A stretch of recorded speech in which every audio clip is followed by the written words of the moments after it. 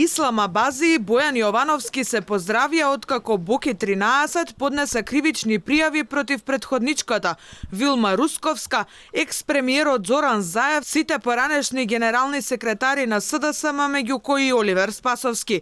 Изборни нерегуларности, измами, незаконско финансирање на политичка партија, злоупотреба на јавни набавки и средства се само дел од кривичните дела кои според Боки 13 ги сториле посочените во пријавите. Нема тоа да е попречи истрагата, да, поднесена е кривична пријава против Вилма Русковска како и тогашен јавен обвинител, шефица на ова обвинителство за злоупотреба на службена положба, властување, тортура и примање подкуп. Да, против сите генерални секретари на СДСМ има кривична пријава, не само против Оливер Спасовски и против Оливер Спасовски и други, и Александар Кирацовски, актуелниот генерален секретар. Не.